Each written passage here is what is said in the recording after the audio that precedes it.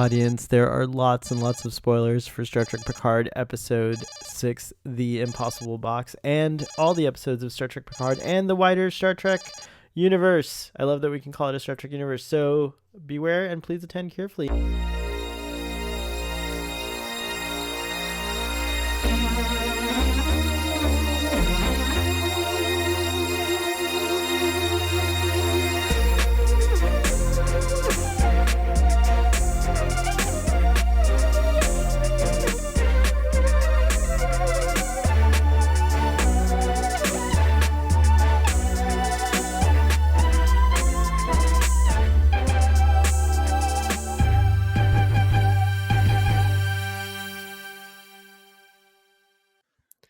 And we're back on another exciting episode of Starfleet Boy, where we have a casual and informal conversation about Star Trek. And today we're focused on Star Trek Picard Episode 6, The Impossible Box. The Impossible Box. That's what we're stuck inside right now on our computers. Those are the impossible boxes in our life. They do impossible things. And for some people, a TARDIS is an impossible box. Oh gosh, don't even mention. I cannot wait to see the new episode tomorrow. Welcome. Oh wait, you haven't. Wait. I have What do not you mean the seen new it. episode? Oh, of Doctor Who. It's tomorrow. Yeah, it's I thought it was tonight. today. It's tonight, but Oh, okay. I never catch it on Sundays. I always watch it on Monday morning, because usually watch it together with my wife. Because Oh, she that's quite nice. liked it actually ever since Jodie Whittaker is the Doctor. Jodie's great. I was not warmed up to her in season 1. I really wanted to like her because I was all for the whole statement of it. And I was waiting for my moment because every Doctor except your first Doctor, you have like a problem with initially. Like Oh yeah. you're like, oh, it's like, what's this person now? So, so I thought Peter Capaldi was the longest it took me was like Peter Capaldi, even though I thought he was brilliant by the end of it. But Jodie took me a while too. But this season, she's killing it. She is the Doctor. She is Doctor Who, and I'm loving what I'm seeing so far. I'm a little confused. I have a lot of questions, but this is not a Doctor Who podcast, so we're not gonna I'm gonna deep we're dive not gonna into go Doctor into Who. that. But it is the series finale for this Yeah. this episode, right? Oh Yeah. wow. Yeah, and there's as you know yourself, there's a lot of crazy stuff happened in this season, especially in the previous last episode. It's true, including now I can cosplay as the Master, because if I grow Yeah. and dye my beard and get the same wig, I could totally be a good looking version of a me looking version of the Master, which I'm really excited Ooh, you know what? about. If you do that look, one day I will have to do my 11th Doctor, and then the two can meet. That would be an awesome Oh crossover. my gosh, that would be a really awesome crossover. I agree. But I love cosplaying as the 11th Doctor. I do it all the time too. But yeah, I like the Master. He's not. I don't like him. Like I don't like the character, but the actor's doing a good job. I think he's doing a wicked job at bringing the Master to life. Especially with how he appeared in the first place in the first episode, and like have never expected that he will be the Master. Was it good? With, All right, we're talking about Doctor Who. We keep on doing it, Gary. We're not on track. We gotta you keep started on it. You track. said the impossible Um, box. So we just followed along. It's true. It's true. This journey for Picard. Actually, I'm excited to talk with you just because we've been on a long.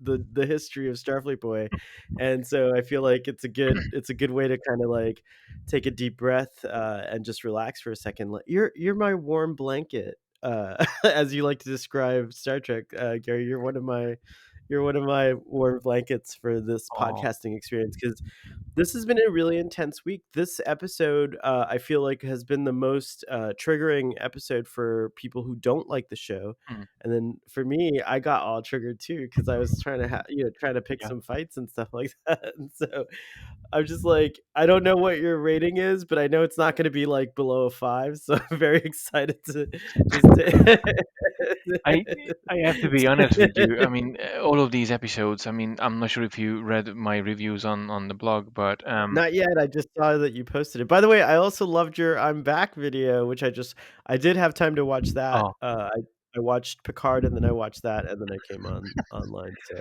but no, I know you are posting your reviews in blog format, and I've yeah, been enjoying. I haven't read them all, but I've been enjoying that. That's pretty cool. yeah. So I didn't rate them, like I didn't put a rating on the bottom of the review, but overall I don't think I would have, if I would be in a podcast on every Starfleet Boy Picard discussion. I don't think I would have given less than 10 to every episode. Yes. Oh, you should be on all my episodes. That would improve your rating for sure. The average would go up, it's true. It is just I mean, we have a small circle here on Starfleet Boy of people who come on the show, but it is interesting to see what everyone feels, and I do take it a little personally, and I do get carried away sometimes, so, uh, apologies to anyone who has been offended. But we didn't do because I did my first reaction with my friend, Ruben, and there's a lot of emotion attached to it. I didn't do a summary. So on further discussion, we get to do a summary, and so I invite you if you like to do the summary. Otherwise, I'll go ahead and give my summary of this episode. Oh, so this episode only. Well, Yeah, just this on episode. the back Oh of. well, actually, with Picard, you could bring the whole. It doesn't matter when you're telling your summary. If you want to reference something from a previous episode that you think is important for your summary, of course, feel free to do that. So, but the summary should be focused on the Impossible Box. I don't know. I have not done episode, You haven't done recaps it in a for like a while. long time now, which I'm dying Well, to do in don't. the future. But and then being more. But So, so I invite you to if you hear something that you want to interrupt and add more to, feel okay, free as I give the summary. So okay. cool. Um, Well, the episode starts out with a dream sequence instead of a flashback, like we have been getting up until now. And the dream is from Soji's perspective, and she's dreaming about a night with the lightning and thunder and rain, and she's feeling scared. So she's a little girl, probably close to 10 years old in the dream. I don't know, how old she is, but she walks out of her bedroom with her little stuffed animal, her Smoogie, I think it's called. That's I have to And say that's much she cuter than the little tardigrade in the the animated episode. tardigrade, I, you like I the like this Smoogie, one so better this than the other one. Sidetrack. so Smoogie I like it too. I actually want a Smoogie for my cat. Like, if they make a mini Snoogie, I wanna get it for Arthur. For sure.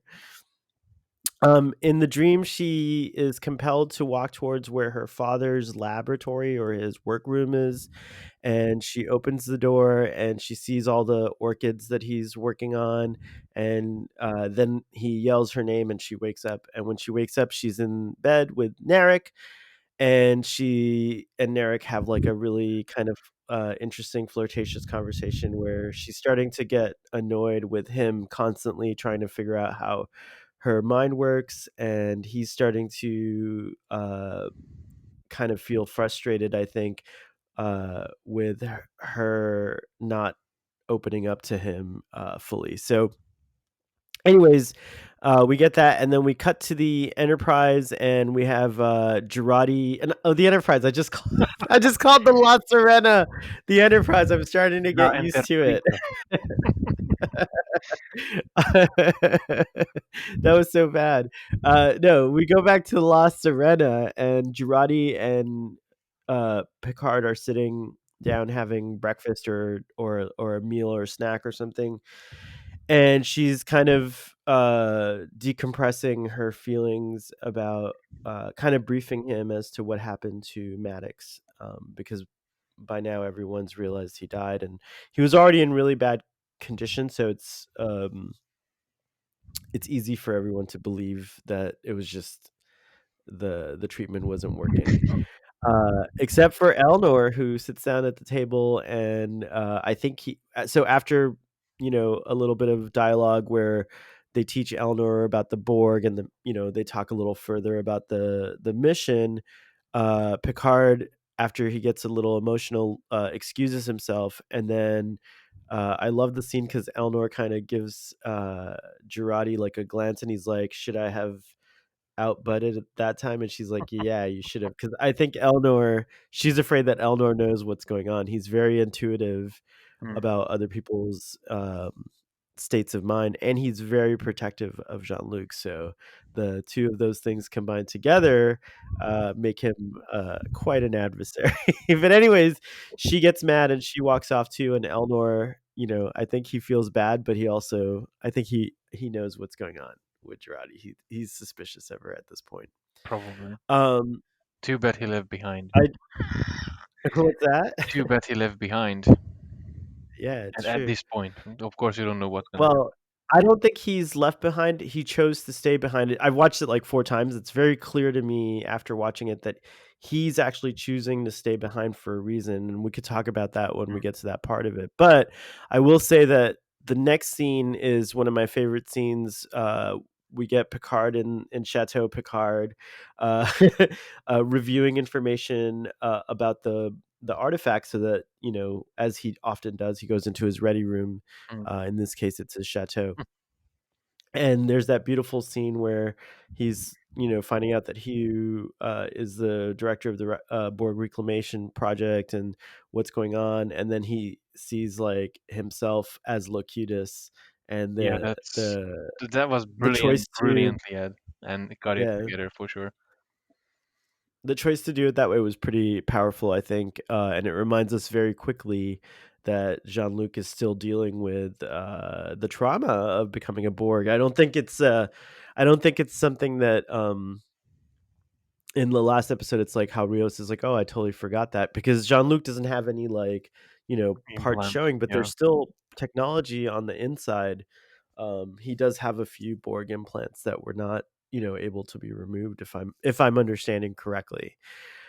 So he can relate to Seven of Nine and Hugh in a way, and he can also still relate to his humanity in a way. But anyways, we find out Picard is still pretty upset and angry about the Borg, and he still sees them as the enemy that they are, because when you are a full Borg, it's true, there's not any way to plead with you or uh or bargain. You're gonna be assimilated, or you're gonna die, except for the Kazon. I think I learned that the Kazon were not worthy of assimilation. Oh In yeah, the Voyager they inferior. were. It's I learned about that this week. I didn't know that. So I'm getting all kinds of information about Voyager, and I'm getting a little bit better at my Voyager Because you knowledge. have not watched Voyager Anyways, fully. that's that's what's You that? have not watched Voyager fully. No, not fully. But you know that. Come on, you're always shocked when you hear it. It's I like know, Picard I being the know. I Borg. just like it's like You forget that I that I haven't completed everything of Star Trek, right? It's hard to. it I mean, Starfleet Boy. If you're gonna name yourself Starfleet Boy, you have to know everything, right? Like yeah. that's the. Wow. But But I you know, don't know it's everything. kind of the same thing that with my like with my wife. Sometimes we have a pack of crisp here that I don't like. She loves it, and I always nibble a little bit, and she's like, "You don't like it?" It's like, am I really not?" And I try it, and oh, I know why I don't like it, and I do this all the time. Are you are you saying that I don't like Voyager? No, actually, I initially when Voyager first came out, I was not interested in it. I admit that freely, but it's mainly because I grew up. I was an adult. There was no more, sit in front of the TV and watch. I had to cut out a lot of things from my life, so Star Trek kind of like fell as a priority. But now, now I'm old and I can. I have some free time. I Old get man, I old man get a little bit Starfleet of boy. free time, and I'm like, "What is all that stuff I missed out when I was a kid? All that Star Trek stuff." So it's good to explore it. But all of that stuff that I talked about happens before the opening credits. That's 9 minutes of Star Trek Picard before we get the credits, and then when we come back from the credits, I think we're then we go to that scene with Girardi and Rios, where Rios is playing shirtless midnight soccer uh, in the transporter room.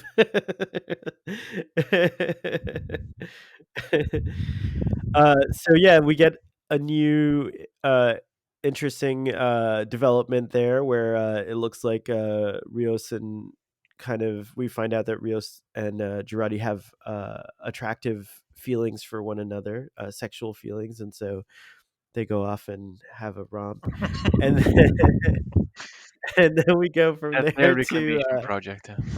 Recreational activity. recreation. Oh wow. But it does complicate things, right? Because we see Agnes as a villain, and we don't want Rios to get hurt, so it's a little bit complicated. But anyways, It is complicated. Narek and Narek and Narissa is the next scene with the box where Soji has, where she's basically like still arguing with her brother about the right way and the wrong, how to get the information from Soji, and her way. So we know now after 6 episodes that like um both Soji and Dodge were designed and sent off by Maddox to gather information. Soji was sent to Earth, and it's interesting, Soji's destination was the Daystrom Institute because she had gotten into the Daystrom Institute. So that's where she was going to end up, and that's where I think her story would have been, if she hadn't been activated, her story would have been that she would have gone on and gathered information at the Daystrom Institute, much like Soji's been doing on the Borg Q, which is her mission. And Soji's gathered a lot of information. We see this throughout the first 6 episodes, where she seems to know a remarkable amount of how Romulans work, how the how like like how the Borg works. So she's gathering a lot of interesting information before she activates. Dodge doesn't get to do that. Dodge was just still in the nascent period of her investigations, I guess. But so anyways, Narek is saying the way you activated Dodge led to her destruction, and we didn't get any information because their idea was to do it with brute force. They were trying to capture Dodge and then use Forced to get the interrogate information her, out. Yeah. right? And that doesn't work. She's just too powerful. Like, you saw how easily Dodge is able to subdue her attackers, and it's not until it's they have to spit that, acid vomit on her, and then she's destroyed. Unfortunately, they weren't able to capture her. So Narissa's like, okay, well, let's do it your way. And his way is more subtle. Narek's way of doing it is that he wants to try to get as much information about the subconscious mind of this android before activating it, because you have to activate her at some point. But he's trying to get to that crucial information, and so she's at her wit's end, but she's like, okay, do your thing. So he has to like accelerate his plans, and then we get the whole scene of him confronting her about her mother's calls to start her thinking about it, and then she goes back and she starts scanning all her things, and she realizes all of them are 37 months old. So like things are not making sense to her, so she's trying to figure out why. And just like the very patient uh, the very patient spider waiting, he reaches out and she comes into his arms, and she's like, help me figure this out, I'm going crazy. So he takes her to the Romulan meditation chamber or place. This is the part that I have to study a little bit more, but a lot of interesting Romulan cultural things. Mhm. uh, and then while that's happening, we have the crew of La Serena arriving at the Borg cube, or about to arrive at the Borg cube, and they have no idea how they're going to get in. So Picard decides, he presents that, like, well, I have this friend Hugh who's in there, but I just need like something to get me like a 24-hour pass. So they wake Rafi up from her drunken delirium, and they beg her to do something. So she calls an old friend of hers, and the friend reluctantly agrees, and they get this 24-hour pass. And then they finally arrive, and they find out that the instructions for the pass are that only Jean Luc can beam aboard the cube, and the cube is heavily guarded. You can see there's what looks like mines Yeah. outside. I'm sure they have like a defense force and stuff like that. So it's not a La Serena's kind of, they have to listen to what they're saying. And we get that really nice scene between Eleanor and Jean Luc. And once again, Jean Luc kind of forcefully tells Eleanor, oh, well, before that, there was a scene I there's a scene that both Trek on the Tube, Sean and I had a problem with, where after Rafi gets the thing, she sacrifices her friendship with this captain Mm. to get it, because the captain's like basically like, Rafi, don't ever call me again. I'm your friend, but I don't want to hear from you ever again. And Jean Luc claps, and she's very annoyed, and she almost falls and everything like that.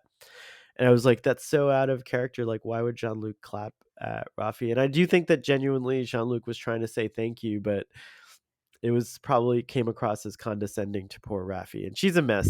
I feel really bad for poor Raffi. She's like not in a good state. She confesses to Rio that she has a son, Rios, that she has a son in that scene as well. And then we go back to where I was talking about earlier, and then when they find out that only Jean Luc can beam aboard the artifact, Eleanor, he's like, but of course I have to come with you, and Jean Luc is like, no matter what, stay behind. And at first, I was just like, oh, come on. And I like the way Elnor in that scene doesn't really say yes or no. He just kind of like nods and then looks away and walks away. He's not happy with the idea It's that like, yeah, I Jean-Luc heard what you would, said, but I don't want to acknowledge it. yeah, because it's a stupid idea. You're walking into a trap. Like he's like, you need me is basically how you feel. You're gonna hate me for this, but I do feel a tiny bit of a Doctor Who twist in this one, because the Doctor sometimes says that, oh, I have to do this alone, and then somehow, for some Oh yeah. reason, he or she gets into trouble, and the companion has to go and save them from whatever they're facing. It's true. But it also happens a lot on Star Trek, because I mean, how many times has Jean-Luc told Riker not to do something, and then he does Oh something, yeah, of and course. like it's just you fight for the Doctor, or you fight for Picard, because they're gonna like save the galaxy. Uh, But it happens in but every single Star Trek series in many ways, so I think yeah, it's just an adorable I'm sure little I'm quote. sure there have been at times where Chakotay was ordered to stand back, and he was like, "No, f that, Catherine, I'm coming." Oh, of course. I think not the voice, but there was one episode when he went against the captain for for the better, and it was for the better. It was for the better, as was the case in this Yeah. situation, because I don't know what tricks Hugh had up his sleeve, but it didn't look like it didn't look like he had many. But he was wonderful nonetheless. Mm. Although I don't know, if Hugh was by himself, maybe he could have activated some secret board technology that we don't know about. Anyways, Jean-Luc beams back alone to the Borg cube, and that was one of the cooler scenes of the episode, because it really explored. I think it kind of showed. There's a couple of times where we see Jean-Luc as a weakening person.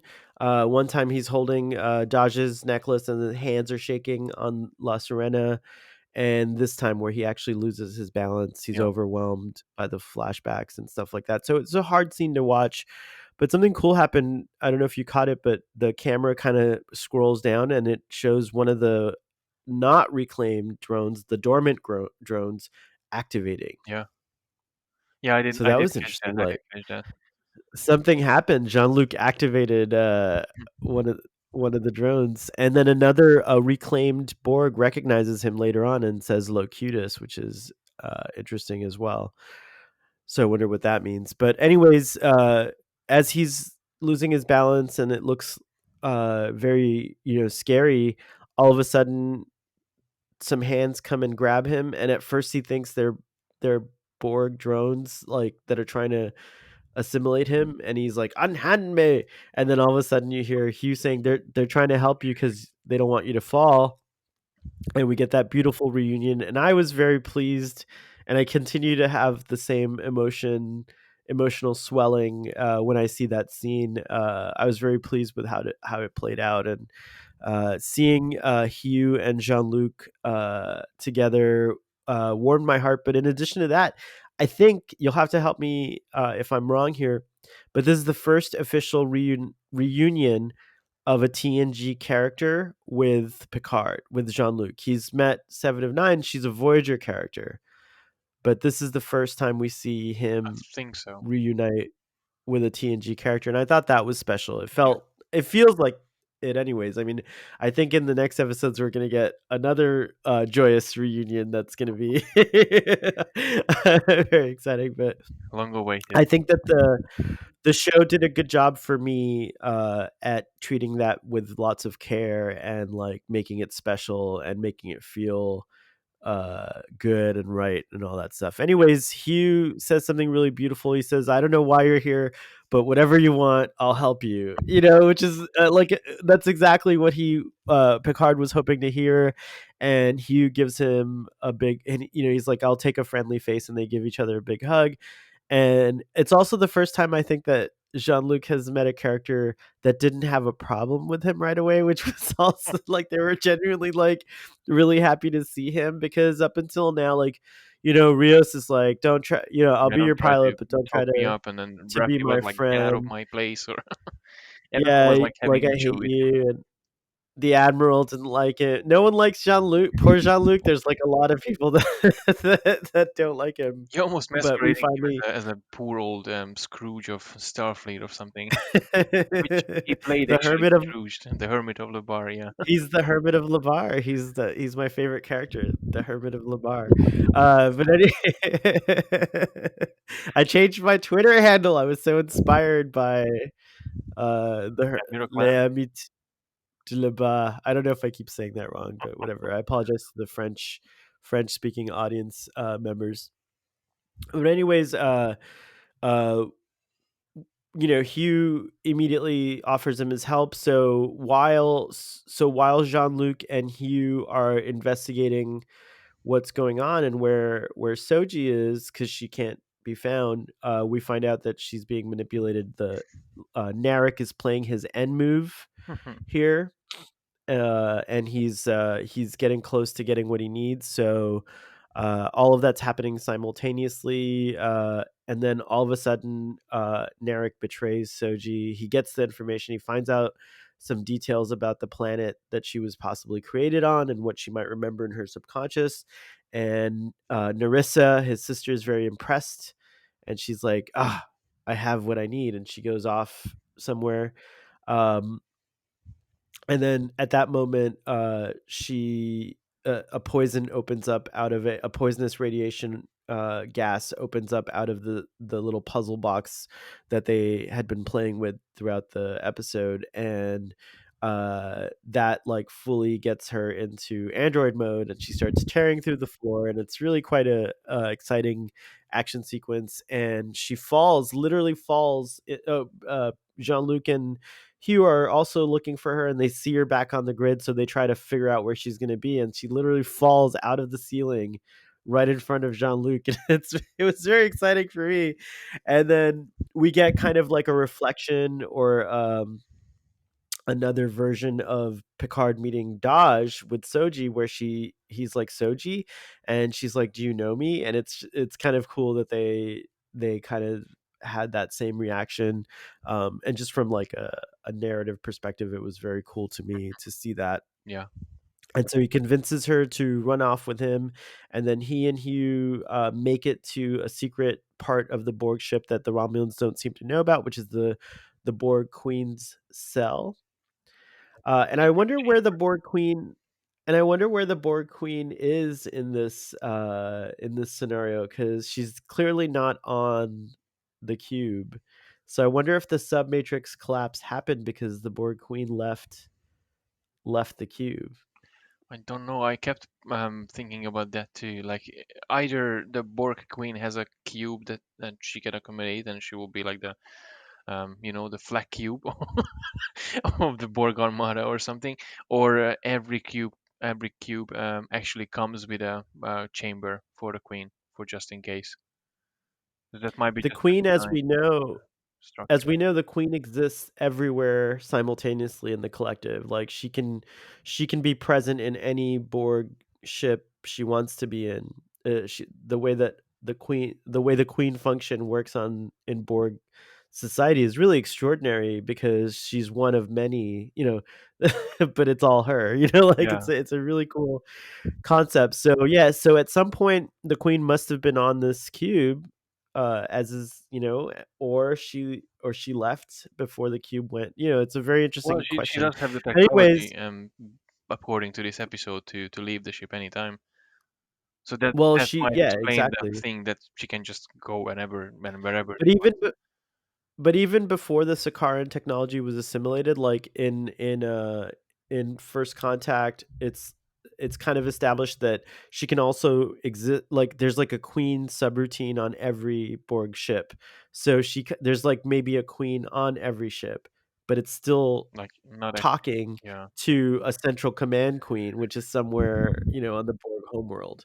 So it's a weird concept. It's trippy, but I like it. I like it. It's like it's hard to get your head around Hmm. sometimes, but it's interesting. It kind of now that in computing there's a similar thing happening where we're going into quantum computing, and it's like a really kind of interesting territory in computing, and some of these science fiction concepts like the Borg Queen or the collective consciousness or like things like that are coming into play a little bit with computing, and I like one of the things that I love about Picard is that there's a lot of interesting questions being posed about like consciousness and computing and the nature of existence, and whatever you think of the show, if you strip away your personal feelings, just focus on kind of some of the concepts. I think Soji and Dodge are also amazing, like what they represent for the next step in cybernetics, and like if in fact I think a prominent theory is that um, Dodge and Soji carry data in them. They're like a continuation of data, perhaps. So that's also interesting and exciting, because she would have a lot of knowledge of just what's been going on throughout the last 40, 30, 40 years. But anyways, so Hugh gets them to this location, and they're charging up the Sakaran transporter thing. The what is it called? The Sakaran trajector, Trajector. and that was cool because I actually remembered from season one of Voyager, the Sakarans had the trajector, and they weren't going to share it. I think, or it was something like where Yeah, they they've weren't going to been share it looking with into their like getting the technology to get back everyone to Earth, but I think there was some diplomatic opposition or some, problem or yeah, something, that they right? didn't get to use it at the end. So we find out they've been assimilated. Those poor Sakarans. Maybe they should have helped Catherine. The funny thing And is I didn't get the reference, and I'm so not proud of myself. I kept like hearing it, but then like okay, for first it looked like the Iconian technology, which we know that right, um it did resemble the yeah, which Iconian we know that Borg traits. didn't possess, but I kept thinking like, and I kept seeing on Twitter like pictures of the Sicarans, and it's like, why they just come up like suddenly, all of a sudden, like what the hell with them? And then I got it eventually. Yes. The Iconian gates, that's interesting too, because even if they're not around to assimilate, the Borg can still probably get their hands on the technology from one of the worlds that they conquer, but they tend not to go to worlds that don't have a civilization, so who knows?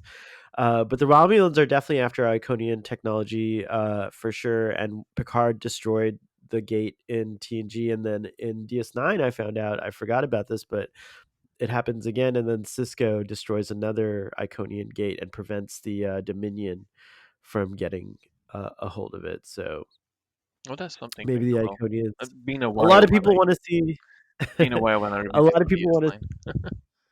Yeah, me too. Well, me too.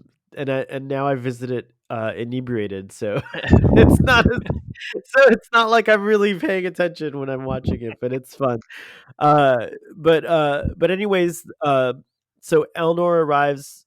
So just as before the gate is charged, the Romulan guard arrive, and they are about to apprehend Soji, Jean Luc, and Hugh, and then out of nowhere, Elnor arrives and just like completely dispatches the Romulan guards, and he's reunited with Jean Luc, and there's another moment where they acknowledge, he's like, I thought I told you to stay back, and he's like, you did, I didn't listen, and he's like, good, thank you, because it's true, that was going to be the end. Um, so then the Sakaran trajector is charged up, and Jean Luc is like, "Let's go, Elnor." And so that's the thing, is that I think a lot of people who are arguing about this scene are misunderstanding. It's not that Elnor has to stay behind; it's that I think Elnor chose to stay behind, which is different. Like, you know, yes, Elnor could have gone through the gate with Soji and Jean Luc, but I think Jean Luc, if he thought there was a real danger, would have insisted harder that Elnor come. I think Jean Luc feels a lot of confidence that Elnor will be able to fend for himself, even though he doesn't want to leave him alone. In a sense, like, you know what I mean? Because like ultimately he has the power over Elnor. Yeah, So I think there's a little bit of that going on. Plus, I think it's important. Hugh seems to be completely defenseless, and I think it's important to Elnor to gather more information. He wants to stay behind to cover their escape, meaning it's not just enough to escape. You have to be able to prevent people from following you, right? yeah. So that's mainly, I think, the reason why Elnor stays behind. And so he gives Hugh enough time to hide the room again, to reset the room. And I imagine on the Borg ship that means like it's out of sensors. Like no one knows where Yeah, the well, trajector just I is. guess just like the Romulan room that they visited, that was out of sensors as well. Exactly. Exactly. Good point. Um we find out that Jean-Luc and Soji are going to Nepenthe, where I think that's maybe where um Seems like it. Riker and Troy are living. Who knows? We'll find out. But it means the Isle of No Sorrows in Greek legend. So it sounds like a happy place, maybe. But he gives Rafi and Rios his destination and asks them to meet him there. And the episode ends with a cliffhanger of Hugh and um, Eleanor. Elnor getting ready to face down Romulan guards, and he says, "My friends, please choose to live." Doosh, and then that's it. Yeah. So I think I covered everything. We finally did a a proper recap. Yeah, What only do you took think? like Did I miss 20 any? minutes. But it was It did only a take thorough. It was 20. like half watching the halfway episode. And yeah, I feel bad because I interrupted you a few times with Doctor Who references. No, it was good. I think I like it when the summary becomes a discussion in and of itself, and then we can just go to our notes and see what else there's left to cover. Um, yeah. So what's on your notes? What's on your mind, Gary? What are you thinking is going I have on? no notes with me. I kind of Wow. because okay, so um if you read a few of my reviews, you know that I stopped thinking too much. I'm not sure if you yeah I did a few articles on the website addressing this, that I stopped thinking about it too much and just take it take it what it is, take it is what it is for. At face value. Yeah, exactly. I stopped reading like Right. before the next episode. I stopped. like looking into extra details. Oh, that's a nice one. Extra details like, oh, what's gonna happen, or like theories and what's like, because at the end of the day, it doesn't matter because you have to watch the episode to actually to fully immerse yourself with the experience. And I love every single episode, not just for the reason because it's amazing, but for the reason that I I kind of got the sense that I'm watching a Star Trek for the first time, Oh, and this is cool. I exciting. like that. This is like a super exciting thing that I don't have. I keep the information load away from myself, so I just kind of absorbing everything as it comes out.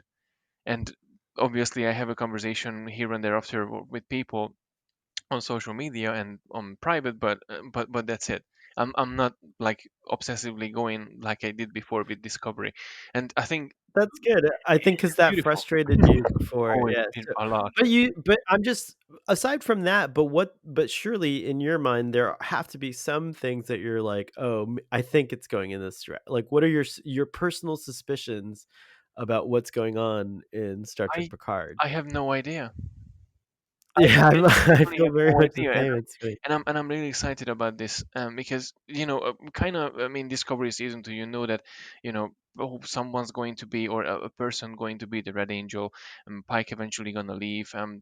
You kind of know that the Discovery either somehow it has to get out of the picture because otherwise the timeline will be messed up for bad, and then it just not gonna interfere. You kind of get that, but with this I still have loads of questions like, what's the purpose of Soji and Dash? Why, Right. where are they gonna go, where the Romulans gonna go now that they know that, they have to find the binary system or something to and to visit, and what they're gonna find there, what why the Romulans A bilunar binular system. systems, Yeah, sorry. bilunar Like, system. and again, what they're gonna Or find there, planet, like rather.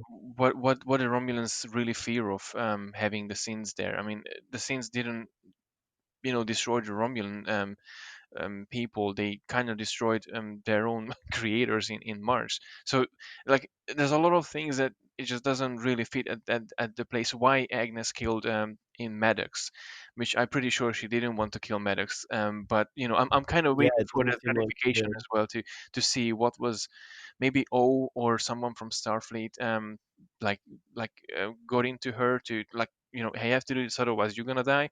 And then she was kind of looking to get passed over this, and now she uses Rios as a stress relief of some sort. What's going to happen with the that the AMH who actually witnessed the whole situation? And so there are a lot of questions that I have, but I stopped looking for answers from outsider sources. I'll wait till the episode comes out, and Yeah, it's therefore I true. have That's a good absolutely point. no idea what's going to happen. And this is really exciting. I like that. I like that. I like that. I have a lot of theories, personal theories. I haven't looked at too many theories online. I try to avoid them as well, just because I want the satisfaction of if I'm right that it came from myself as much as possible. But I have been sharing them on here. Some of my craziest theories, though, is that like I would love it if Dr. Soong somehow continued Noonien Soong, that he figured out a way to scan his own brain just like he did for his wife, and then created a Soong type android for himself. So that would be And a then neat he would little he would thing create he would have created Daj and Soji, and Maddox would be just like a with, consultant for him or something. or the other way around, because there is if they still have if they still have access to the Enterprise D files, then at one point, Data downloaded a hologram of Soong from his mother, again from that same episode, into the holodeck, and the hologram was interactive, and it even recognized Data and said, "Oh, I have a different message. If I ever encountered you, I'm designed to interact with you differently." And you get the impression, because of the kind of technology that Soong was interested in, that this hologram had a lot of Soong's own uh, memories Mhm. in order to answer questions for Data, Yeah. which was extraordinary. So what if that Maddox is a genius? What if he got a hold of that hologram and it helped him build Dodge and Soji. And so together, with Soong, they created these androids. And So it's even more far-fetched that what if the actual place that she was visiting in her dreams was actually the place that Dr. Sung's laboratory used to be? that would be That would be like a massive amazing. callback. If we go back, I wondered about that. If we go back to the laboratory, that would be a really cool kind of return uh to Yeah, TNG, like like an the roots interesting of thing. the whole series, basically. Oh, well, for the character, for Data, for sure. Because in that episode, Jean-Luc never beams down to look around. It would be his first time seeing it, and we would get a glimpse. Data, remember Data steals the Enterprise, beams himself down, and then they have to go and rush off to get um to help. There was some like medical supplies or something that Yeah. needed to be But delivered. didn't they Uh transport down in that episode? no, I think after the thing was over and soon, Laura reveals himself that he took the chip and leaves, and soon maybe they did transport down. I can't remember, I have to watch it again. But I could have sworn that at the end, if anyone transported down, it was like Geordi and Riker and not not Jean-Luc. I don't remember if he came down, so I'm not sure either. I will probably have to revisit the episode. yeah. We'll have to revisit the or someone in the audience who really knows, their stuff can tell us in the comments what actually happened during that part. But yeah, I Yes, agree because I we watched agree so about much that. Star Trek, we miss details after a while. It's like when you get too old, you just kind of forget things. We find out, Narek's real name, which is Rayan, spelled Hraiy and then space Yan. So Rayan. It's a beautiful sounding name. I Yeah, have to sounds ask terrific to me. you, what are your thoughts about this character? Like, he really betrays Soji here, and then he tells her, "You're not real." And he's like, "Bye," and then he totally means to, like, kill her with radiation, so he was trying to kill her. Like, he's just as bad as his sister in my eyes. A lot of people are wondering this part. I did get spoilers from the internet, not spoilers, but thoughts from the internet, but I read a lot of sentiments that thought that he'll have a redemption, like, but I don't want him to be redeemed. I kind of think that, like, Soji should be very pissed at Narek, moving forward, and I think that he's not a character that was interested. I don't think he really actually fell in love with her the way that people think I that he don't know. There did. was an interesting reaction from him as well when Soji was like banging the door, like, "Hey, let me out," and then it did seem like that he was kind of struggling with his feelings in a sense that he did get really close to her, and I have a feeling that he might have had some feelings towards her, like genuine feelings, that he secretly, I put think in behind a secret feeling force field or something. But yeah, it's interesting. I have a feeling that they're probably gonna reunite because if Soji and Picard they eventually going to go to the same planet where these guys go in, then they eventually I think they probably still going to meet in the end of the season. I think that There you go. I was he theory crafting. Oh my days. First I time. love it. No, that's part of Star. See, I got you to do it anyways, even though you didn't want to. No, I'm just kidding. But to your point about the emotion, do you wonder if maybe what he's actually feeling is because he's like studied Regret. cybernetics? Well, he studied cybernetics, so it's like on the one hand, he has his duty to his masters, whoever they are, the Jad Vash or the Tal Shiar, whatever, the mission his mission is. But on the other hand, he was in love with the design and the kind of so when you think about Soji and the androids we've seen so far on Star Trek, she is the most Sophisticated. advanced, Yeah. extraordinary, sophisticated android ever. I mean, like, Issa Briones is a brilliant actor, but I think what gets me the most is that, like, she really develops a unique character for Soji Yeah. that for me I'm very interested in following. But just on a technical level, that's extraordinary. Like, Data didn't have that ability. Data, Brent Spiner had to play Data withdrawn. Data is nothing like Brent Spiner. Oh Is yeah. nothing like a I human. think generation He's very very Star Trek different. 7 So generation data is more Spiner than anything else data, especially in the observatory. It's like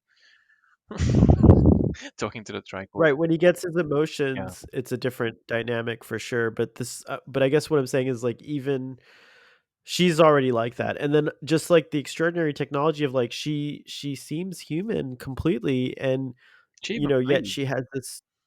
What's She that? even bleeds, and her Yeah, wounds she are even like bleeds, real. Yeah.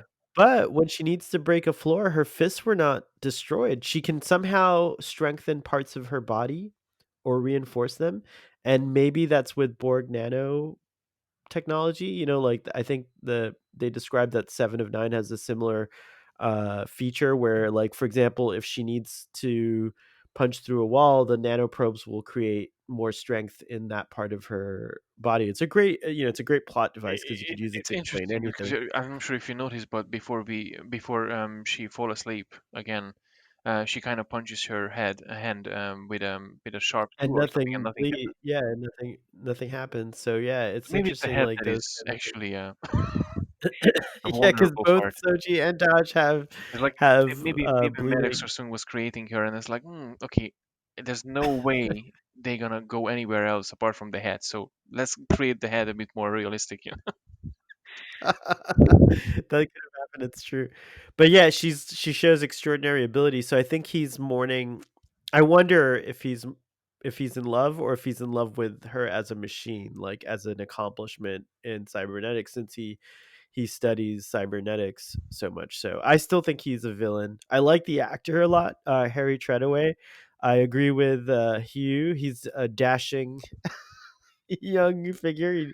He dresses very well. In this episode, he had a cool outfit that reminded me of Shinzon a little bit, like the jacket, it had that vibe, like it made The him whole scene seem actually very kind of reminded me of Nemesis with the little box left behind, and then the gas comes out almost like the Thaleron radiator, Thaleron exactly. device in the Senate in Nemesis. It's like kind It of had the parallel between the two Romulan technology.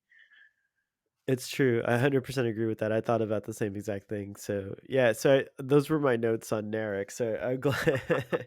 Narissa, I hate also. I can't stand her. Both of She's these a characters are really doing both of revolting person. the actors are doing a great job at being bad, is all I'll say, because they're making me not like the characters. What about Girardi? Do you feel like she can be redeemed, or do you think you said mentioned earlier that you thought she didn't want to kill Maddox, I but don't think. I don't know. I what do you think Maddox? What do you think what do you think she thinks Maddox did that's so bad that she would kill him for it? Like, what's your idea behind I that? I don't know what to think, to be honest, because she. Okay, again, this comes down to a very good writing in Picard. That's what only thing I can think of. Um, but I don't think. So I think they playing a really powerful game with her character in a sense that she looks really like self-preserved, really content on her own, like a bit of a shy personality as well. She just she's really interesting as a self-contained, self-conscious person, but not being too like the out loud, outspoken um, badass that you can normally see. But she's a scientist, and I cannot at this point I cannot imagine that she did it just for her own satisfaction. Did I pronounce it right? Satisfaction. Satisfaction. I Satisfaction. think satisfaction. Ugh. I can't get no satisfaction when I'm driving in my car. The Yeah, so doctor will appreciate that. I cannot imagine if she was doing it for her own good or bad. Um, maybe for a greater good or bad, I don't know. The To- greater good. Oh boy. That's always a scary thing when you hear that phrase, the greater good. the greater good. Yeah, that's a if you know the quote, A lot of then a trust lot me, of believe. bad things have been done in the interest of the greater good, so we gotta be careful about the greater good. But But, I genuinely don't know. She doesn't seems like the person who would do these things for just just to silence Maddox. Or maybe again, I didn't want to theorize, but here you go. Maybe she is the you're in a safe place. You can theorize on Starfleet, boy, it's maybe okay. maybe she is an android too. and she was the one who created Daj and Soji, and Maddox is the one who knows everything. And maybe that's a reverse plot detail. Then she wants to kill Maddox before he tells everyone what's really happening because she knows everything. Wow. Like there you go. I just did it. You're saying they revealed to Jira what O so that means that what O revealed to Girardi is that she's an android, so she might know. No, I think what O revealed to Girardi that Maddox could be another android, and maybe Oh, they gotcha, threatened gotcha. Girardi with the same thing that they threatened Narek as well to, or the other Romulans. Maybe they know something that we still don't know, and I'm eager to find out towards the end of the season, Yeah, like it's why true. these I two agree. scenes are so special that they have to kill them. Um, so badly, or get the information where they are coming from, if they are coming from a place and there are more of them.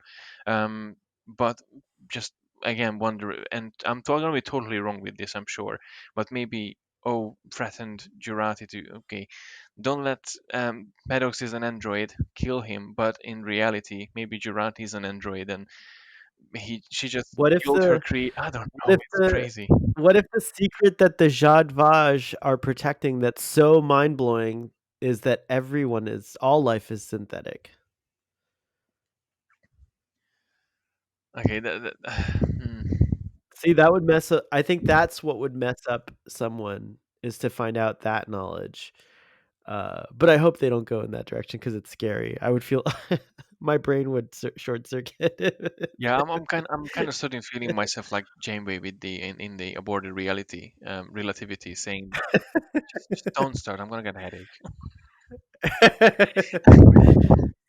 So to go back to my question, do you think there's hope for Girardi? Do you think she could be redeemed, or do I you think think she should be I think find no, no, no. find I justice? don't think she will find. I don't think she has to find justice. I think she's a positive character, and she probably gonna get gratification in the end of the season. I at least I hope, because I cannot feel that she's a bad person.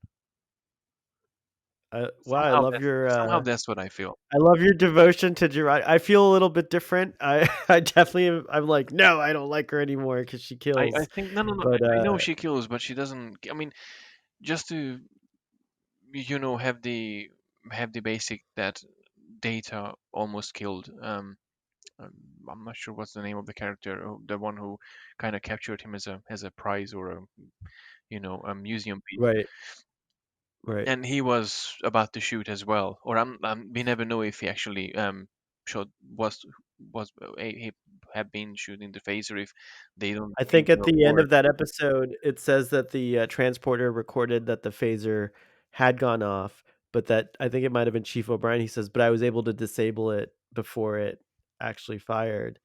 So So Data's intention was to kill, but by the miracle of transporter technology, he was saved from that fate. But he was in fact going to kill that guy. You're 100% right. yeah, so in that, and Data is not a bad character at all. Like, just as Jean-Luc That's a said in good the first point. episode, I mean, he would But always but I guess put the like light in his hand, and I think it's true. I'm obviously And I don't I feel the do same about remember that Girardi, but I Maddox is not now go on. Maddox is not Maddox is not pure either because in Measure of the Man, his intention is to create like an army of datas and he wants to exploit data to create a synthetic labor force, which he eventually successfully does, it seems like the synthetics, whatever end up happening.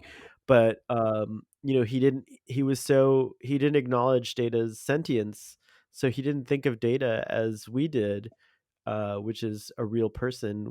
Just like Narek says, "You're not real" to Soji. That's kind of like what Maddox felt about Data. Of course, it seems like he changed his mind later because of Data's extraordinary, accomplishments, and his, he definitely lived long enough to prove that he was sentient, at the very least. If not, Yeah. if he's synthetic, it doesn't matter. He's a real person. But I think that like for it's easy to forget that Maddox, was like that. And what is Maddox's involvement with Bejazel in the previous episode? Mm. Bejazel is taking Borg technology out of former Borg and killing she doesn't care. She's like a very awful person too, Mm. but Maddox was involved with her. He borrowed money from her. It's possible that he was also using technology that she extracted from the Borg to create Soji and Dodge. So maybe there's things going on in Maddox's, maybe Maddox is not a good guy either. So there's a lot of layers. So you're right. It's a Yeah. complex. The show doesn't make it easy to make a decision like that, which is kind Now, of how exciting. you painted this whole picture up about Maddox and Bejal, it kind of reminds me of Quark and that weapon merchant in DS9 when he gets the opportunity to be like a business partner, and he sells guns to people, but then they never talk to the actual client, like why they need the guns. And then at one point Quark conscious comes up in place saying that like million people gonna die. It's like are we really talking about this, like. And like maybe Yeah, it's a maybe great maybe great Maddox parallel. maybe Maddox wasn't really aware of what's happening. He's just like, oh, I can get the parts here because Freecloud did look like kind of a A fun Space place. Las Vegas slash black market in the dark underground. I don't know places. It does beg the question though, if you're involved with anyone, shouldn't you know where they're getting their parts from or where they're, you know what I mean? Like there should be a little, I think that like, we should be interested in commerce and doing our business and creating our art and our projects and whatever, but we should try as much as we can. This I think this is a deep question for society in general. It's like Oh yeah, of we're course. using a platform, we're using a platform called YouTube, but is YouTube exploiting people? And if it is, like, what's our responsibility as It's platform not. I mean, users? it's not just that. It comes down for everyday things as well. Like if you buy a ridiculous example, but if you buy toilet paper, you're gonna look if it's coming from renewable sources or recycled materials or they just killed two football pitches of Amazon rainforest, and you Right. wipe your butt with it. Like you're going to be sensible after a while because if you believe that you don't want to cause harm, that you will look for those resources that they yes they renewable, Yeah. they do something good at the end of their circle. And and paper's a good example of, a technology or rather a resource that That's all is I got into the sustainable. toilet paper stuff. It is Ridiculous sustainable. example. It is a sustainable resource, but you're right. Like where, is it being sustained? Are the practices of the producers good practices, or are they tearing down forests without replanting trees and things Yeah, like well, that? we So can yeah, even there's a lot of we can questions. even go into Voyager in one episode. Hang on, you might have not watched it, so I'm not gonna spoil you with it. Thank you. I appreciate it. But What's the episode there was called? um uh don't ask Or what season? Do you remember me. what I know season it was from? I don't remember. Which is really bad because I used to remember these things. But I think it was in. Gary, you're getting old, I'm like getting me. old. I have to rewatch Voyager this year. That's like gonna be my milestone goal. I Mi think it was like season Mrs. Trekker five. Prize, and you have to rewatch Voyager together. No, we tried. We tried with the first episode. I failed. I would not recommend Voyager episode one to watch because it's not good. She was not into it. It's That's it's funny. season five, episode eight. Nothing human. Okay. 5, episode 8, Nothing Human. I'm definitely not there. I'm on episode 3 as far as like a continuous rewatch is concerned.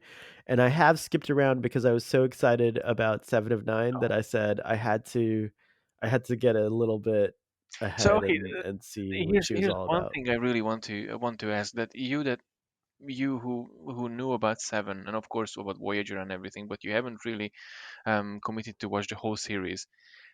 What was your initial reaction? Of course, when you seen Data, I'm pretty sure you were so excited um, to like, oh, Data's That was coming back. yeah. But how did you feel about Seven? I was excited because over the years, like I've learned a lot about Seven of Nine as a character through my friends who love Voyager. So like the Doctor would talk about Seven of Nine sometimes, and like other friends, including yourself and Sean, would talk about that character. So I knew she meant a lot to a lot of people. And personally, I was before Picard came out, I was like excited that I would finally get to see what her story was, but I was not in a rush or anything like that. So I was just, going through my rewatch, and when I got there, I got there. But when Picard came out and they revealed that Seven of Nine was in it, I was like, okay, I got to see a few episodes. So I just took the recommendations, and every episodes I've seen so far of Seven of Nine are phenomenal episodes. So I saw the Unimatrix Zero Yeah, episode. I think I saw the Raven yeah, that's episode. a good one. Um, Have you watched I saw the Scorpion? one. That's like her debut No, episode. not no. I haven't seen Oh, Scorpion. I you think have I to watch might Scorpion. save. I have to just go skip and watch Scorpion. Okay. That's You have to Uh, watch Scorpion. all That's right. like I'll a check it out. really good episode. That's like her introduction, two-parter. But I did see the episode that related directly to Icheb, Imperfect or Oh yeah, Imperfect. yeah, yeah, yeah. I think it's called Yeah. Imperfect, and that was a really powerful Mm. episode. And I got to see why Jerry Ryan did really create an amazing performance and character. So it was good to see that, like, it was good to see enough where I felt the emotions of it. But yeah, admittedly, I can't imagine what someone who watched Voyager all the way through and like knows that character very intimately and lived with that character for many years would feel. But yeah, I was definitely excited about it. I wasn't as excited about it as I fe- I am for I was like surprised. I Hugh. did not imagine that. I did not imagine that he gonna come back and that's two story will gonna connect. Never. But it was a really And really pleasant surprise. it was a really nice connection. I think that Star Trek Picard is giving a lot of love to Voyager, which I think a lot of Voyager fans say that Voyager doesn't have as Yeah, much love as the other Star Trek series do. So I think it's actually really nice.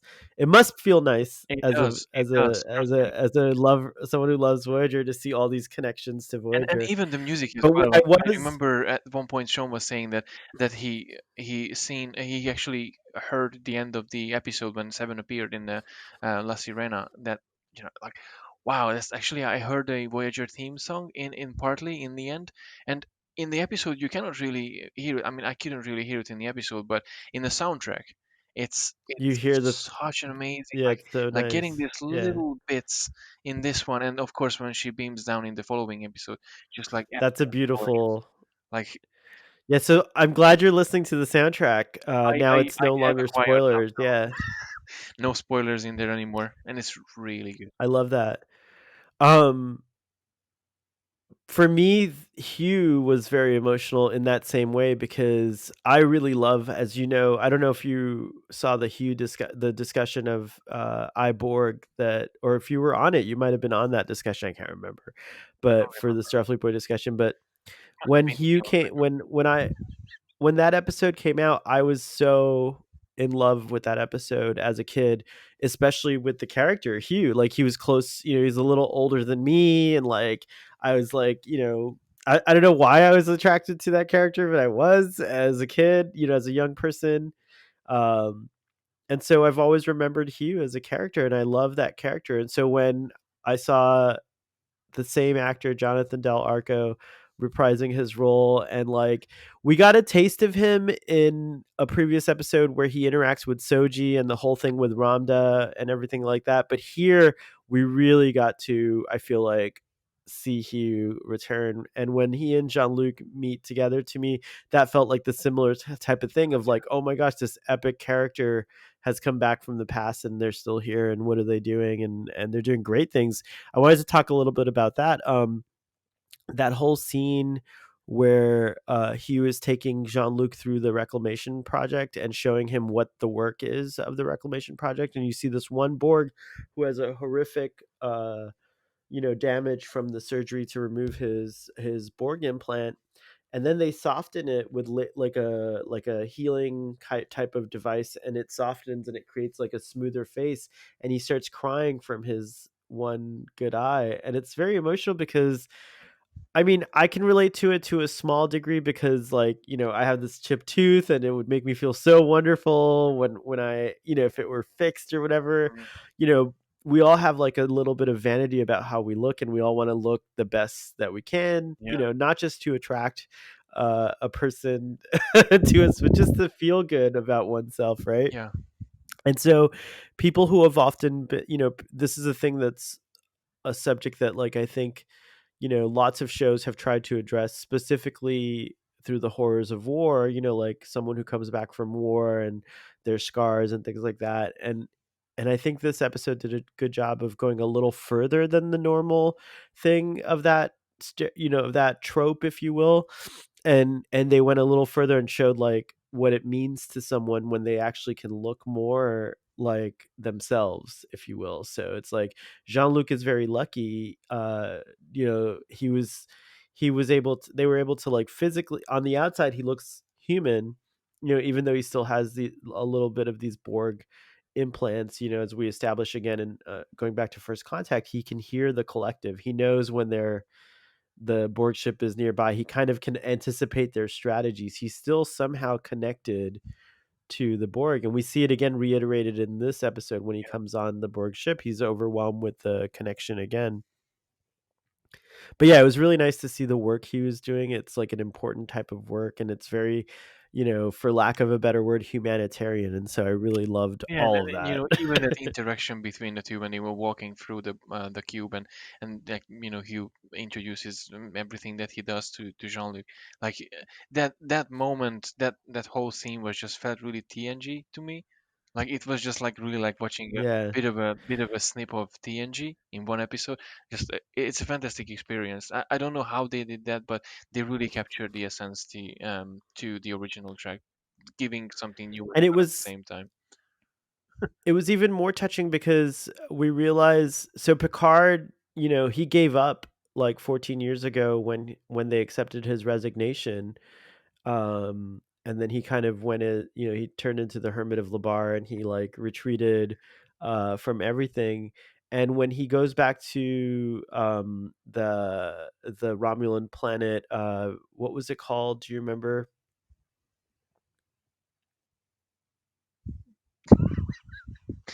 That's bad. Okay, I'm going to ask for help. Just one moment. I'm going. No, don't, no, don't, because the recording might get messed up. We don't No, we no, don't no, need not we don't need to go back. not that way. Not that way. I'm just going to chop some vegetables in the background. Opposite. For um, episode 4. Okay. it was like, whoa, did you hear that? Someone in your end chopping vegetables. Yeah, for real. I hope everything's okay. I'll have to hope everything's fine. It sounded like the lid of a pan falling on the ground, so I don't feel like too worried about it. I I But regardless, on that planet, he confesses to the main Quat Milat character that he sacrificed the good for the perfect. Washti. Like he Washti. That Vanda's name. Vashti, thank you, Vashti. Very good, Washti or Vashti. And he confesses on Vashti that he sacrificed the good for the perfect. And here Hugh's having a moment where he's like, "It's not perfect. I know I could do more." He's like, "No," and he corrects him, and he's like, "Hugh, you're doing a good thing. Like, focus on the little things. Like, focus on the good that you're doing. Don't try to save the whole galaxy every time or make it perfect. If you can get to good, you can keep going and improve and continue to towards greatness. So I think that's like a really important moment, and I vibed with that. I like that whole scene a lot. But it's kind of it speaks against Picard as well in a sense, because I remember at the beginning they said that, hey, don't don't think that everyone whatever is important to Jean-Luc Picard has to be important to the whole universe, because I think Raffi made a remark on this in a couple of episodes earlier. And kind of Picard was the one who always like save the galaxy and save the balance. And then I think with this maybe he realized it as well, like, okay, I can focus on one thing now. I don't have to save everything else, just one thing, and that's Soji. It's true. I think some of the other characters are not very like I think that they're like Rafi, especially. She has a lot of anger to him, but like I think she's not seeing him as the he's aged like 14 years. You know, he's like he's slowed down a lot, and I think she expects a lot from him. But I think she's starting to soften up too. I don't know. We'll I think see. she does, and I But think her personal experience with the visit to Free Cloud and seeing his son and eventually the daughter-in-law and then her soon to be grand children as well. Like I think that probably gonna realize is that okay, it might be he is the only one who I have as a family, in a sense, and plus the people who I'm with them am with at the moment. So I have a feeling that she gonna be an interesting part of the series, moving on. And I really hope that this something that I kept wondering though in the other day, who's gonna stick with Picard in season two? Because I really hope that these guys gonna stick around. I mean, I would love to have I think Eldor and so. Rios and Rafi, and all I four of think us we're gonna lose Agnes. probably I have Agnes. a feeling we're gonna lose Agnes. She's gonna either disappear into the if she's gonna join the Jat Vach, maybe she'll disappear and come back later like Sela did. Um, but yeah, I definitely hope that Rafi, Rios, and Elnor continue into season two. Oh, and of course, Uh, I keep forgetting them. The two servants from Chateau Picard. Oh, They, of they course, had they have to be Shaban and Shaban and Laris. and Yeah, Larice. Yeah, Larice and Shaban. We love them as well. yeah, And they're I think of them more like his instead of his servants, which they act like, but more like his like his I don't know what caretakers. I think they're his caretakers. Just like Elnor is. Good points all around. What else do I have in my notes? I Let's take a only look had here. one observation while while doing the summary that Soji's 37. Everything is 37 months old, and I kept wondering. Yeah. We talked about that the Picard giving so much reference to Voyager. I mean, so much. I mean, subtle, but with Jerry Ryan and Oh, the yeah, 37s. season two, episode one. Yeah, Is someone there brought that a up connection too. or not? Because I wondered if 37 is the new 47. Because you know how they put like references to the number 47 throughout TNG and all the way through Voyager. And now in the new kind of era, if we don't get like a 37 reference coming up over and over, but I definitely did think I didn't know about that reference to Voyager, but I heard about it earlier and I love that reference. So I think it's cool. Yeah, That's the episode with Amelia Earhart. correct. Nice. And Tackleberry from Police Um, Academy. and and who? Tack- Tackleberry? Tackleberry from Police Academy. I haven't thought about Tackleberry from. So that's who? What is his name? Anthony Michael Hall, I think. Right? So Is the yeah, actor's name? yeah, I think Oh, that's so. cool. He's in that episode too. But when I first seen him, I was like, "Hey, that's the guy from Police Academy." It's so funny to see him in a different So role. let's talk about the relationships in Picard so far. You have obviously Narek and Soji, which that's done. That's That's done now. officially done. So we don't have that relationship anymore. And I We know a lot of people have that are really disappointed by that, as because I know Sean didn't like the dynamics between the two.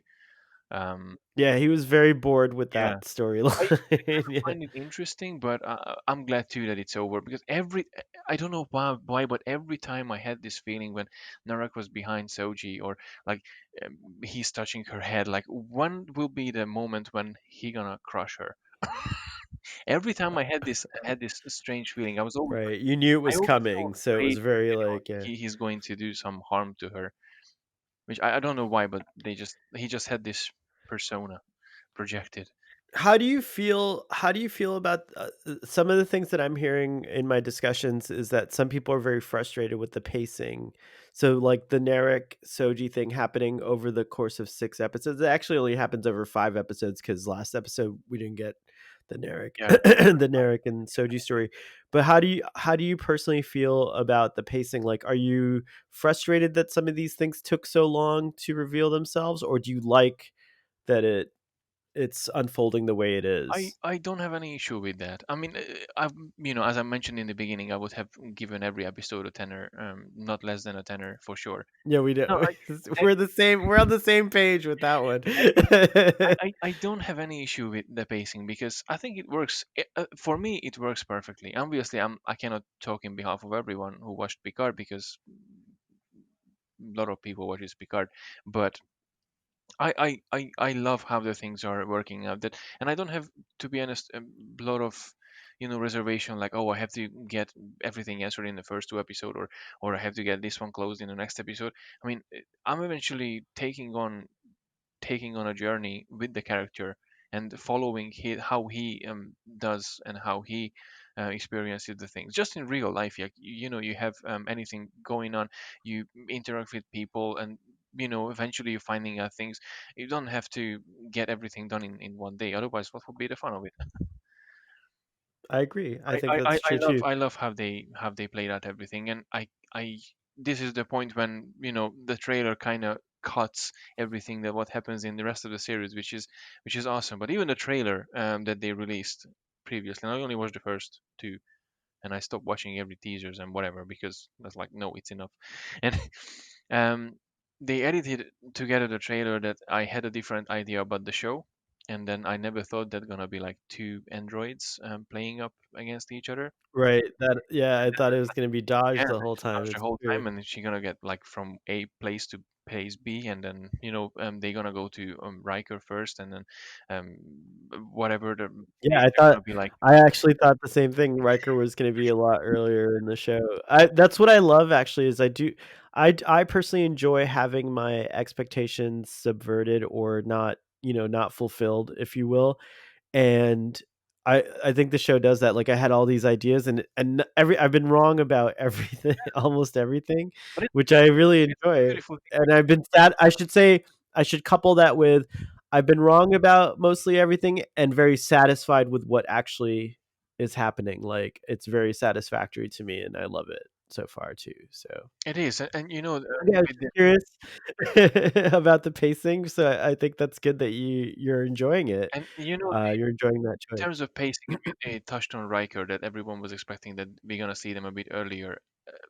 After the trailers, and when we started watching the episodes from the very beginning, I did not wait and expected to see him. I just kind of want to see him when he appears, but I don't have this like Mm. massive expectation that like, oh, I'm gonna see him. I have a feeling that we're gonna see someone who I don't want to name in towards the end of the season, which I'm pretty sure you know as well who I'm thinking about, but No, I don't. I'm not gonna name I don't, but I I'm not gonna name the person. oh, wow. I Could you I could you send it in a private I wanna hear I will who you think it I will is. discuss that with you in the end of the end of the podcast. Okay, cool. I like that. I like that you wanna keep some things close to your vest there. That's cool. Oh, wow. I have no idea who you could be. I'm hoping if we see anyone surprise, like, that we haven't known about, because right now we don't know if LeVar Burton, Michael Dorn, or Gates McFadden are going to be in this season. We know that Whoopi Goldberg She's coming back. is going to be in season 2. They've invited her, so we can expect to see Guinan in season 2. Which is fantastic. I'm hoping, like, my dream come true would be that everyone comes back in season 1 at the end. But I know that's not realistic.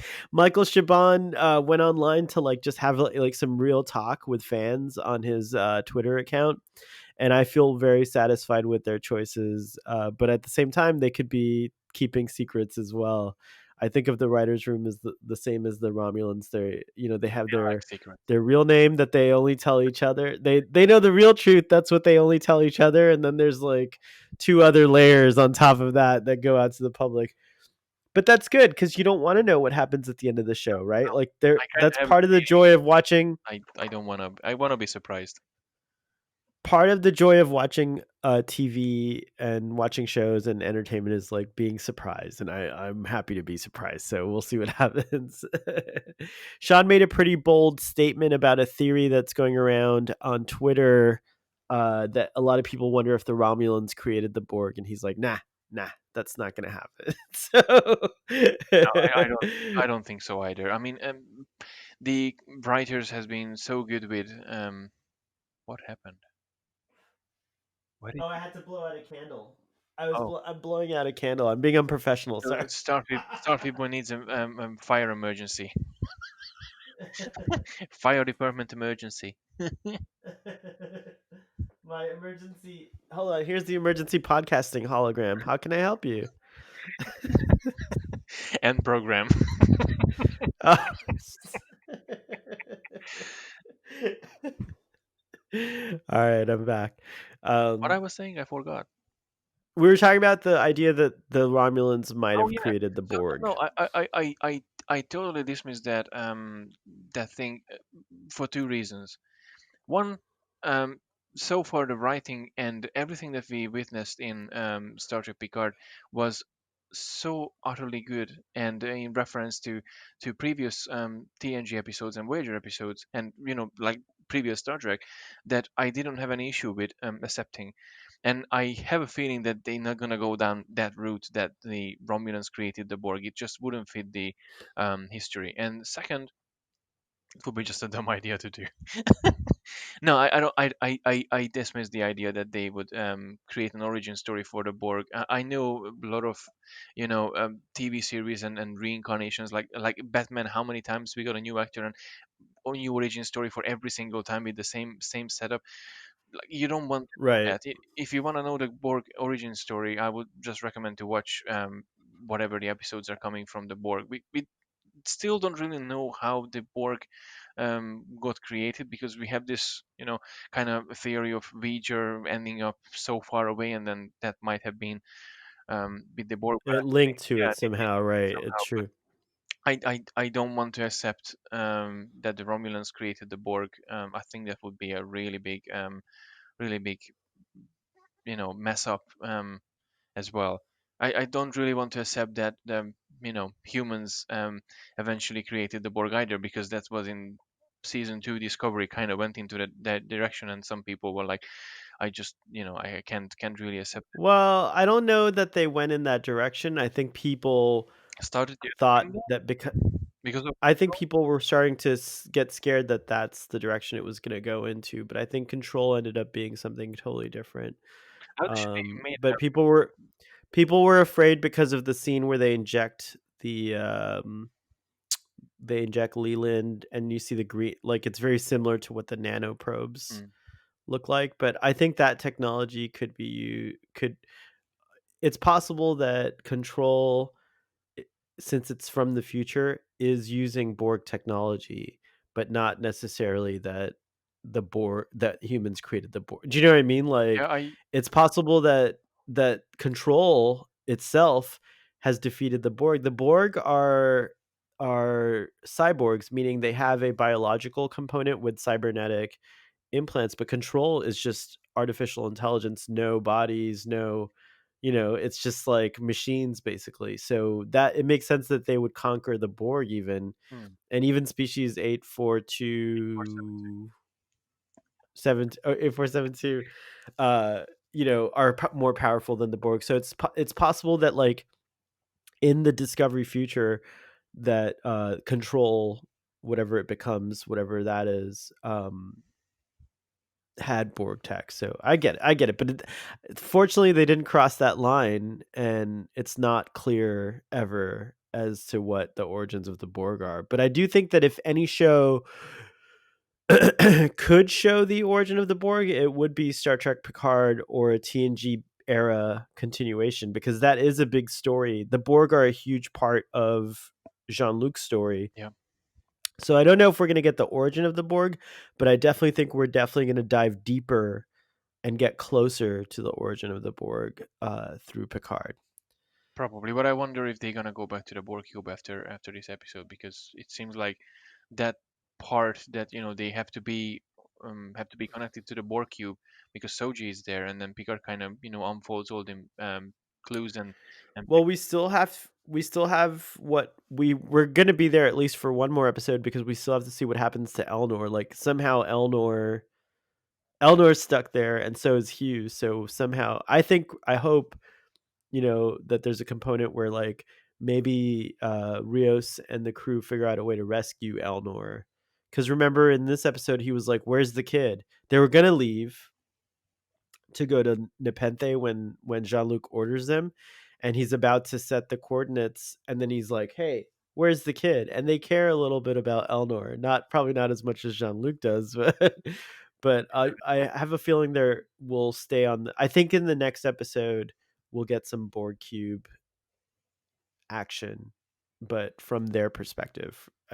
I think the next episode, whatever Nepenthe is, have you seen the trailer for the next episode yet, I Gary? Have you only seen it? seen the one in the end of the episode, and I stopped. I told you I watch an episode. I watch the episode sometimes like bits and pieces just because I want to be reminded, or I'm looking for something to watch. But that's it. I'm done till next week. I like that. But you did see the trailer for the I next didn't see the next trailer. next I episode. remember part of it. I remember part of it. I only remember So Jean-Luc in the end saying that, "Hey, Will." wherever Nepenthe is, I think that's where Will is. So I think that's I'm guessing. This is all guessing, of course. By the way, you have the blur turned on, but like it says something about Star Trek on your chair. What does it say on your chair? On the Oh, Oh, it's blurry. I can't see oh, it. that's my captain's chair. Hang on, I'll do this for you. This is a very Whoa. That's an amazing what it has what? Gary, that's out of control. How do you get one of those? That's insane. Let me see there's also what? I would never stop sitting in that chair if it were me. official Starfleet command. I think this is from the TNG era or like the original franchise era. Logo there.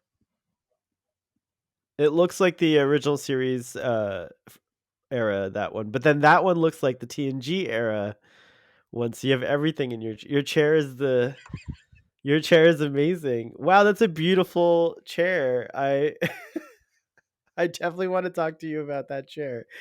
We could do the whole rest of this podcast about your chair. It's really amazing. I actually like I when I got it as birthday present slash Christmas present slash What everything else was your birthday?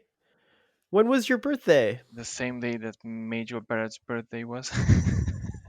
Oh my gosh, happy birthday, Gary. That's so Thank cool. you. I forgot about that. That's right. There's that connection. I should have known. I didn't wish you a happy birthday. Oh no. We got to find a I just turned off the candle, but I would be holding it here and singing happy birthday to you. That's a nice gift. That's very cool. That's my my beautiful wife gifted me with this. It was very unexpected.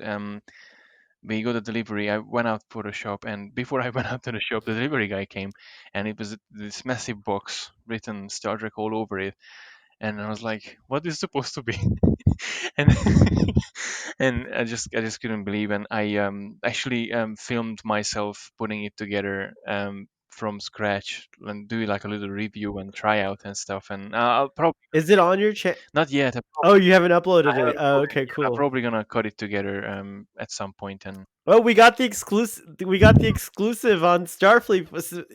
Audience, you saw it on Starfleet Boy first. That's so cool. yeah, That's so neat. it's really comfortable and really good. It's a really comfortable chair.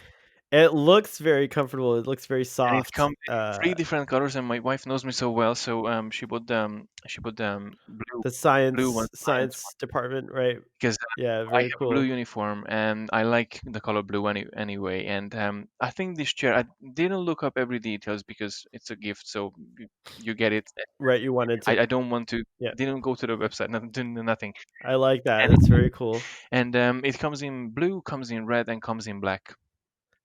Oh, Which red I would be was when I my. was doing the review, I was actually kind of addressed this on my video, saying that I was missing the yellow one from the repertoire, because that would have been proper.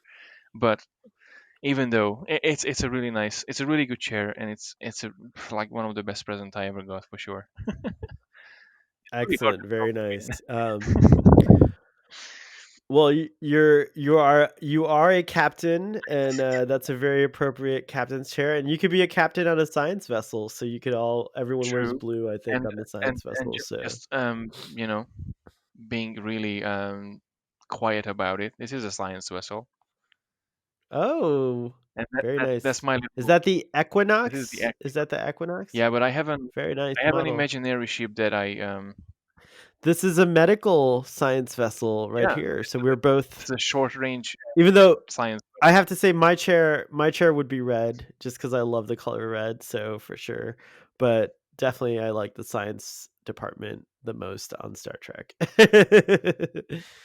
Very cool. Oh, That, what a treat to. that makes me wonder, and this is just a side Trek in general, a Star Trek topic. Like, if you're a captain, can you wear different colors, or you have to be operational red I think you can wear the colors of of your your, well, it's unclear. Up until now, I think everyone assumes that the command track used to be yellow or green, depending on what sources you go by. And then now it's red is the command track. Definitely every captain I think we've seen is wearing red. Even Dr. Crusher in the future is wearing a Yeah. red uniform when she's the captain of the Pasteur. But it would be nice to see that there's a science vessel and a blue captain's uniform. That would not be something that I'd I oppose. totally missed the chance to wear this, because I've got something in the post from a really dear friend of mine, as as a gift, and I should have wore this for the whole episode, but I just like kind of forgot. I'm Oh, going to snap it on. oh, you got it! Bring it closer. Get closer to the camera here. Whoa, you are in possession of the first badge I've seen.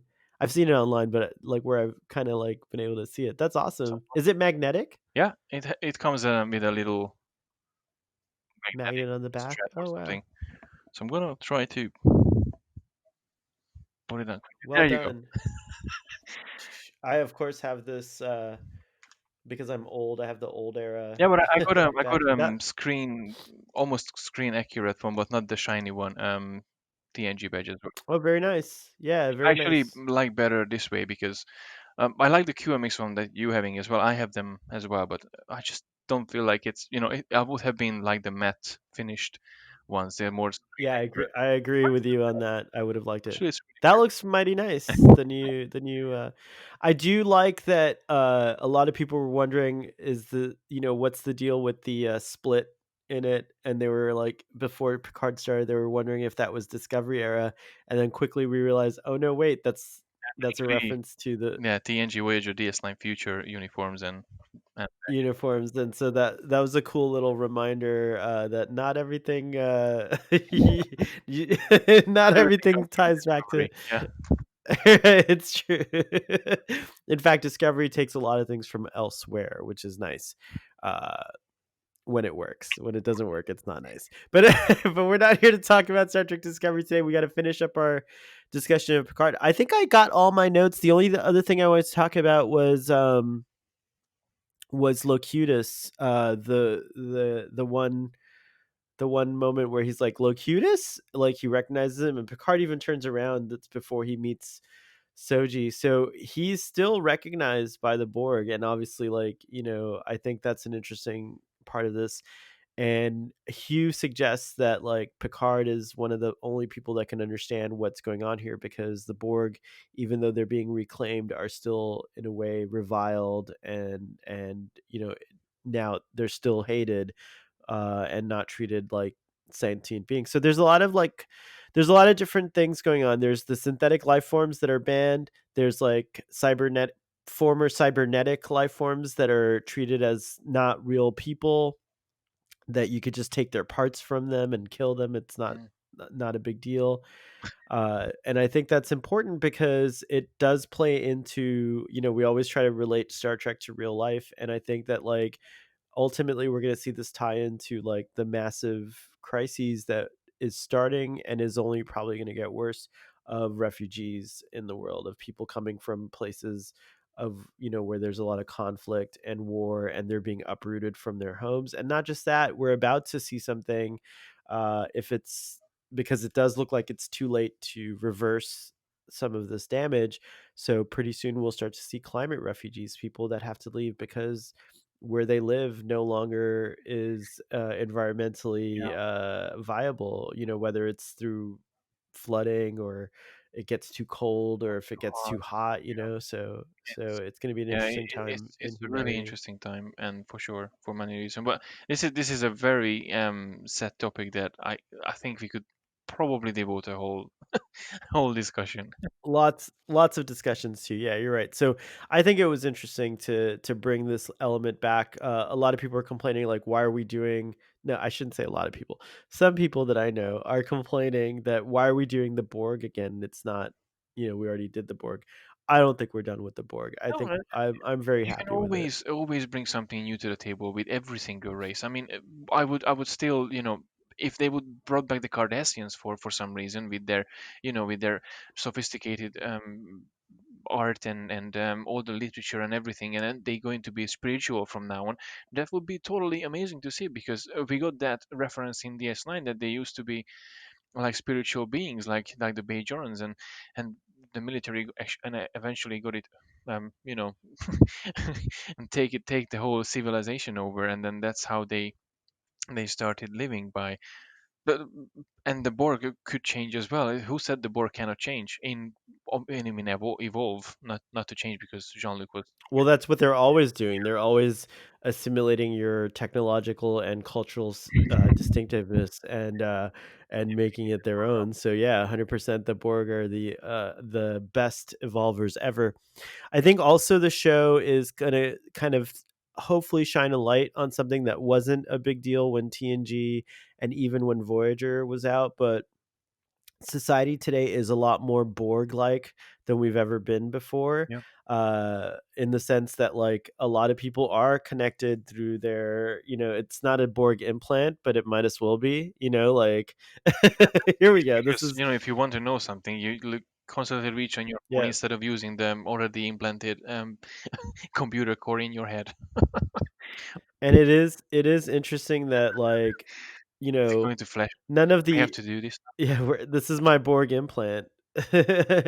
None of the, this is, I use Apple technology and everything is iPhone, I this, I that, right? I And I do think it's interesting that I'm on TNG the came up with iBorg.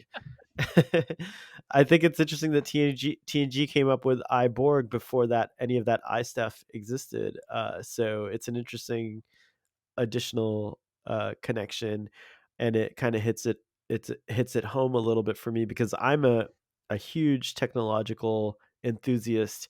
I love the latest technology. I mean, but I definitely can't live without my implant. It's very hard to let this thing go. So it's a huge commentary. And I'm are we going to becoming, show you something. you know, Probably I did show you this before, but I don't really use my smartphone in every day like everyone else does, like like Facebooking and whatsoever. Huh. Um, but if that were broke, I will go back to this one. let me see, could put it in the center of the screen. Oh wow, it is a nice little phone. That's a cute Nice little little phone. It's phone. true. Like I can do everything what I want with this that I'm doing with the same thing. I always use my DSLR for, and it like it's going for like like anti-mobile phone. I'm not against it, but for me this will do the purpose what the other one does. I'm not using it for But anything different than I use it for this one. So why not? my one defense for technology, it's just I think it comes down to how humans respond to technology. But my one defense for technology always will be, had it not been for technology, Gary, you and I may never have connected. I mean, like, this friendship, this relationship, this, like, partnership, if you will, in a way Let's has stick with friendship. I like that. But, you help me with my channel, you help a lot of people with their channels, like, I think I consider that to be a partnership, and, if I can ever reward you, I will, um, but regardless, this would not have existed without technology That's being what it correct. is today, and, like, I think that so it's gonna be an interesting question as we go on, as technology gets more and more, intimate with us and be a part of us, closer. How do we stop from becoming the Borg? And I think that's an important question. So, everyone, turn off your devices and go enjoy the rest of your day because Gary and Gary and I are gonna do the same thing, right? Like we got to wrap it up pretty soon. In your hand, at least you have 5 more hours to do. That's true.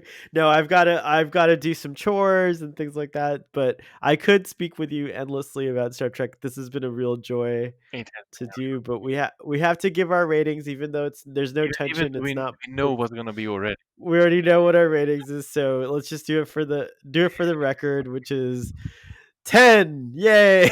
And from me too. But this discussion was very pleasant and fun, and it gets more than a 10 for me. So I'm so happy that we were able to do it. Could you take a minute to? I mean, we have some big news on the Trekker Prize channel today. Audience, go check it out. And get Gary's announced that he's back, and he gave some updates about how the channel is going to be moving forward. And by the way, I personally am so happy that you are back because you're a voice that I enjoy in my collective. um, Oh, Aw.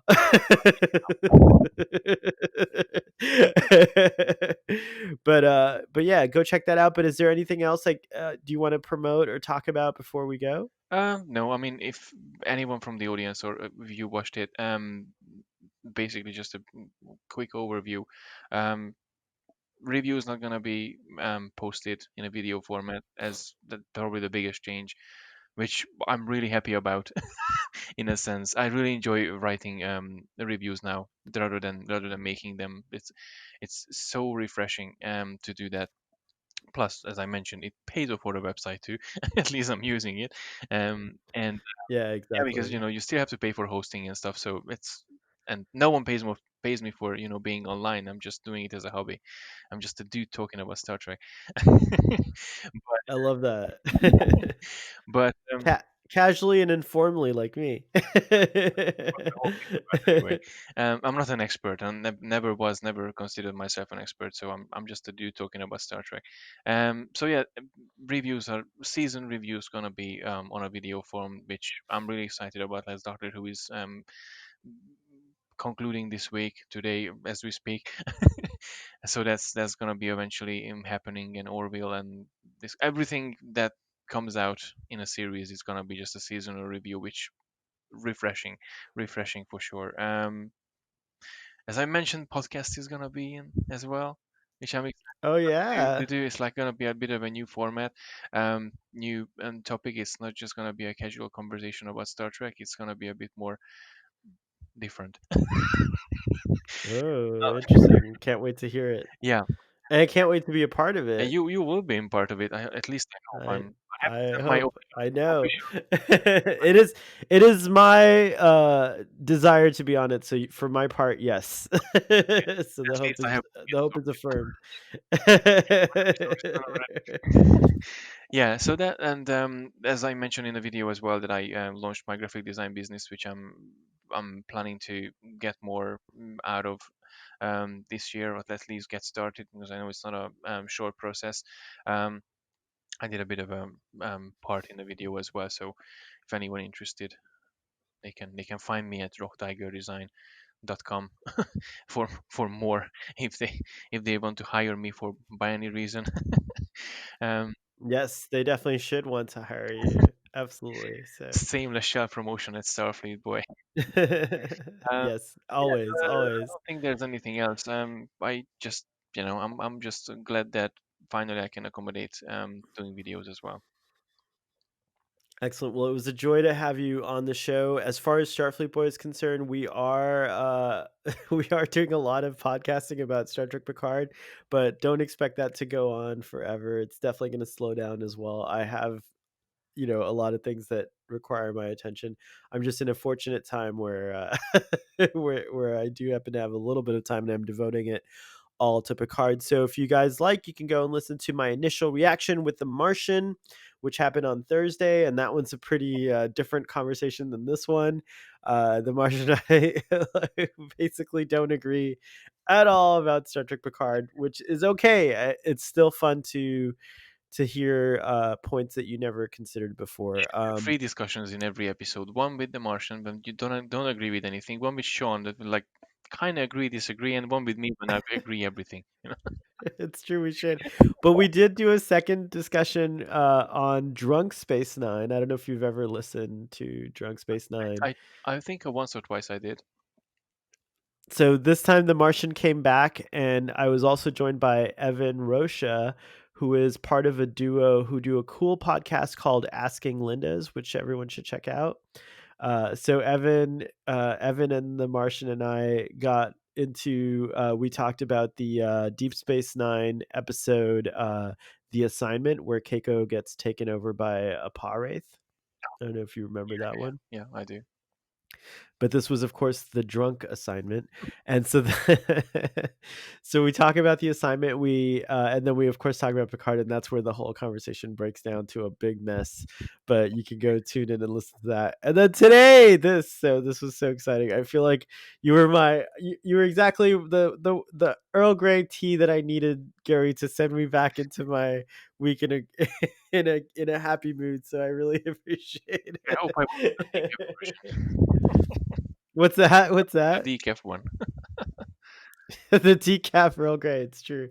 Perhaps you were, but no. Seriously, all of it's really fun, and I really do enjoy doing this. I'm so grateful to be able to just come here and like you talk about Star Trek. Me too. And for those of you who do listen, I'm always in disbelief when I find out people actually listen to or watch this program. So I am so grateful and I appreciate it very much. So on that note, live long and prosper.